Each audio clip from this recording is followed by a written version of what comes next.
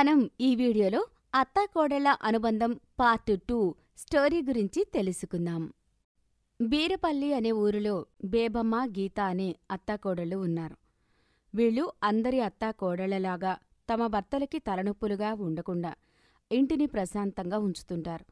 అది ఎలా సాధ్యమని చాలామందికి అనుమానం వస్తుండొచ్చు. కానీ అందుకు కారణం వీళ్ళు సొంత తల్లి కూతుళ్లలాగా, స్నేహితురాళ్లలాగా ఎప్పుడూ సరదాగా ఉంటారు. ఒకరోజు పక్కింటి పారిజాతం, ఆమె కోడలు సంపంగి ఇద్దరూ ఏడ్చుకుంటూ ఈ అత్తాకోడళ్ల దగ్గరికి వచ్చారు. అప్పుడు బేబమ్మ ఇలా అంటుంది. అబ్బా పారిజాతం వదినా, అలా ఎంతసేపని ఏడుస్తావు చెప్పు. మీరు ఏదో చెప్పుకుందామని వచ్చి 2 గంటలైంది. ఇప్పటివరకు ఏడుపులే అయ్యాయి కానీ విషయం చెప్పలేదు. మీ ఇద్దరి ఏడుపులు విని విని నాకు తలనొప్పి వచ్చేస్తోంది.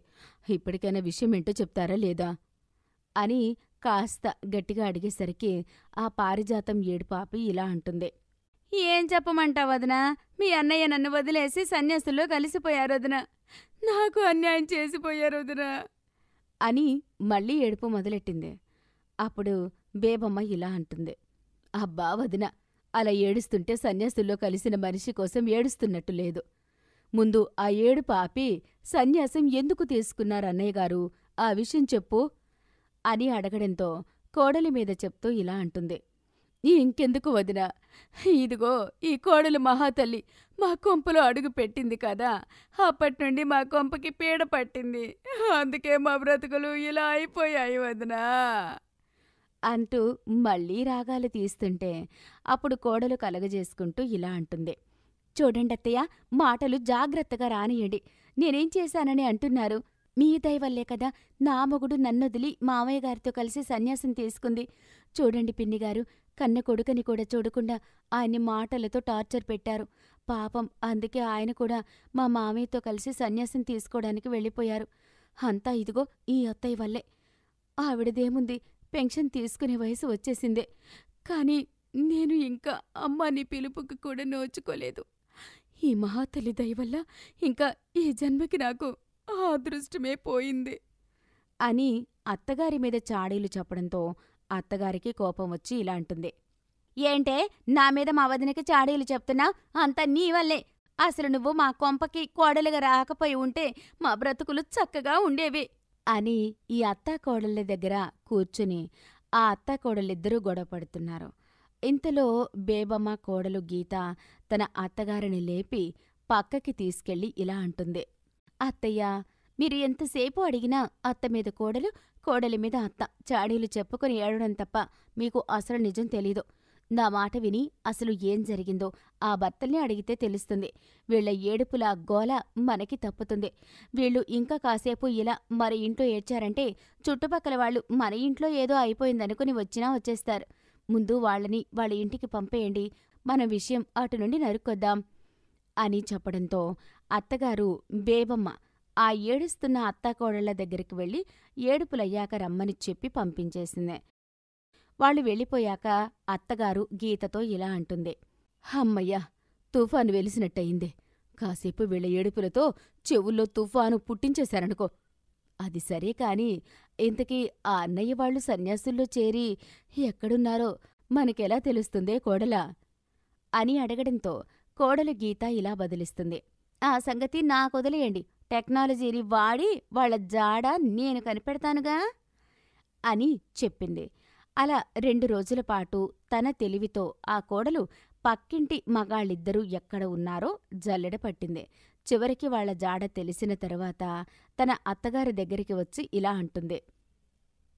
అత్తయ్య, ఆ కొత్త సన్యాసులిద్దరూ ఎక్కడ ఉన్నారో తెలిసిపోయింది. పదండి, వాళ్ల దగ్గరికి తీసుకెళ్తాను అని చెప్పి ఆ అత్తాకోడలిద్దరూ ఆ ఫ్రెష్ సన్యాసులు ఉన్న చోటుకి వెళ్లారు.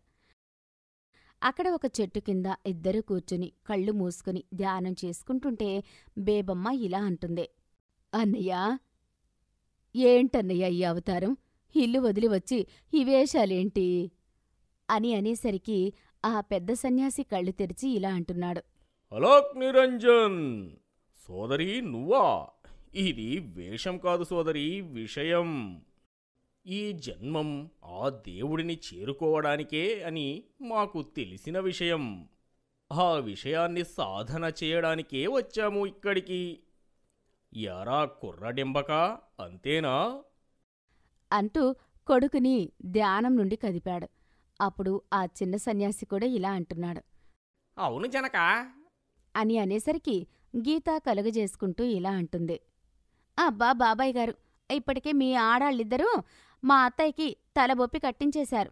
ఇప్పుడు మీరు కూడా ఇలా ఆడుకుంటే మా అత్తయ్య నిజంగానే పిచ్చివారైపోతారు. అసలు మీకు ఏ సమస్య వచ్చిందో చెప్పండి, మా వల్లైతే మేము పరిష్కరిస్తాం అనడంతో వాళ్ళు జరిగిన విషయం చెప్పడం మొదలుపెట్టారు. సరిగ్గా 16 నెలల క్రితం సంపంగి కొత్త కోడలుగా పారిజాతమింట్లో అడుగు పెట్టిన కొత్తల్లో ఒకరోజు సంపంగి చేసిన వంట తింటూ కొడుకు ఇలా అంటున్నాడు. సంపంగి, ఏమైనా నీకు అమ్మ చేతి వంట రుచి అబ్బలేదే? త్వరగా అమ్మలాగా చక్కటి వంట చేయడం నేర్చుకో అనేసరికి సంపంగి మనసు చిన్నబుచ్చుకుంది. అదే రోజు సాయంత్రం పారిజాతం తన భర్తకి వడ్డిస్తుండగా ఒక ముద్ద తిన్న అతను భార్యతో ఇలా అంటున్నాడు. ఏంటే పారిజాతం, ఇవాళ వంట కోడలు చేసిందా ఏంటి? చాలా రుచిగా ఉంది అని అనేసరికి ఉక్రోషంతో పారిజాతం ఆ కూరలో గుప్పెడు ఉప్పు కలిపి ఇలా అంటుంది. కోడలు వండింది అంత రుచిగా ఉందా? ఇప్పుడు తినండి అని బలవంతంగా తినిపించింది. అంతే, ఇంకా ఆ రోజు నుండి మొదలు కోడలు చేసిన వంటలని అత్త పాడు చేయడం, అత్త చేసిన వంటకాలని కోడలు చెడగొట్టడంతో ఈ మగవాళ్ళిద్దరికీ బీపీలు షుగర్లు పెరిగిపోయాయి. ఆ దెబ్బతో ఆరోగ్యాలు చెడిపోయి హాస్పిటళ్ల చుట్టూ తిరుగుతూ తిప్పలు పడుతుంటే ఇంట్లో ప్రతి విషయంలోనూ ఈ అత్తాకోడళ్ల పోటీలు, గొడవలు ఎక్కువైపోయాయి. ప్రతిరోజు ఈ అత్తాకోడళ్ల చాడీలు వింటూ భర్తల చెవులు గళ్ళు పడిపోయి చివరికి సంసారం కన్నా సన్యాసం బెస్ట్ అనుకున్నారు. ఇది చెప్పి కథ ముగించారు. అదమ్మా జరిగింది. పొరపాటున మా మనసుకి అనిపించిన మాట నోటితో అన్నామో లేదో అత్త కోడళ్ళు గొడవలు పెట్టుకోవటం మొదలుపెట్టారు. పోటీలు పడి మా ఆరోగ్యాలని పాడు చేశారు. అందుకే ఆ బంధాలని వదిలించుకు ఇలా వచ్చి ప్రశాంతంగా బ్రతుకుతున్నాం అని చెప్పడంతో బేబమ్మ గీతలకు విషయం అర్థమైంది. అందుకే వెళ్ళి ఆ గొడవలు పడే అత్త కోడళ్లతో ఇలా అంటున్నారు.